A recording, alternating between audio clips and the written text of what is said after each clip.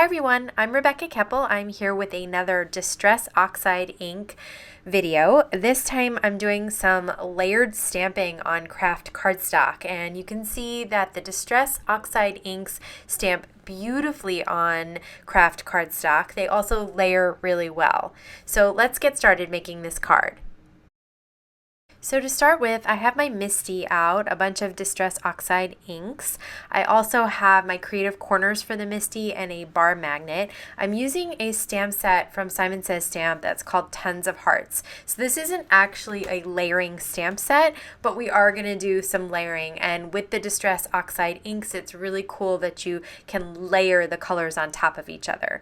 So I've taken the largest solid heart from that clear acrylic stamp set from Simon Says, and I am stamping it all over the Kraft Cardstock, which is about 4 1/4 by 5 1/2, and I am stamping it first with Distress Oxide Worn Lipstick. So since it's a lighter color of pink and I really want it to show up beautifully on the craft, I am double stamping it, which is why I'm using the MISTI. I think this would be a very simple stamp to use a plain acrylic block, and you could even do it if you had to double stamp it, but it's so much easier with the MISTI. You get the exact same placement, and I'm using the creative corner because I want to be able to stamp off the edge there. So I don't want it pushed all the way to both edges of the MISTI. I want it kind of floating in the middle of the paper so that I can stamp off on the side. So I really love the way the double stamping looks. With the Distress Oxide inks, it ends up with this really pretty sort of chalky appearance, but it dries beautifully. You can see my bar magnet there. I have it with some blue painter's tape because I found that the washi tape rips all the time. So I heat set the large hearts, and now I'm coming in with the smaller heart, and I'm using Abandoned Coral. And again, I am double stamping so that you really see that color on top of the worn lipstick. And I really like the way you can layer the colors. They don't sort of blend together if you dry them really well, which is what I did with my heat tool there. So I'm going to come in on some of those larger hearts with that smaller sized heart. Now I have a really tiny filled in heart, and this time I am going to use an acrylic block because I want to come in different little tiny spots in between the other hearts, and I just think it's easier to use a small acrylic block for that, and I didn't have to double stamp the candied apple. Now I have some Distress ink in the Picket fence, and I'm bringing in a paintbrush. This is a Ranger brush. I really like these artist brushes by Ranger.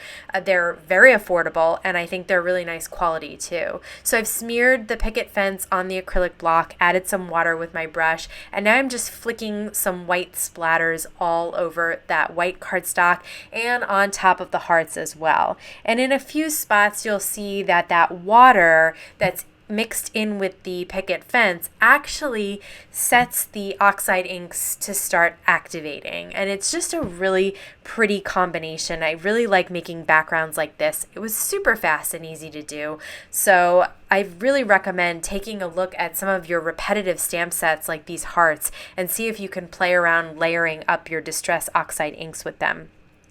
Now I'm just taking a thin white gel pen and adding some really opaque white dots because I felt that the Picket fence kind of blended into the cardstock a little bit, and I did want some of those dots to pop a little bit.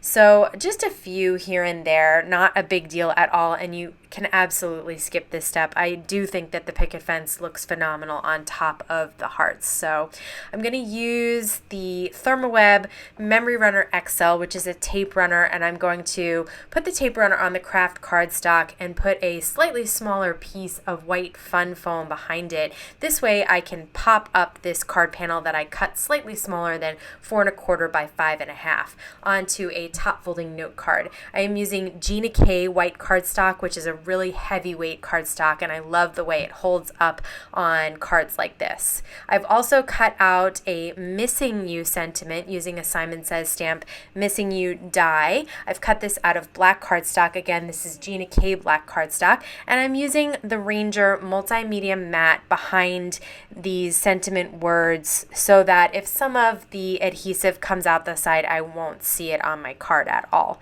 Now I'm taking the Tonic Studios Nouveau Crystal Drops in black because I didn't want to have to adhere those itty bitty tiny little eye dots. So I'm just using my Tonic Studios Crystal Drops for that.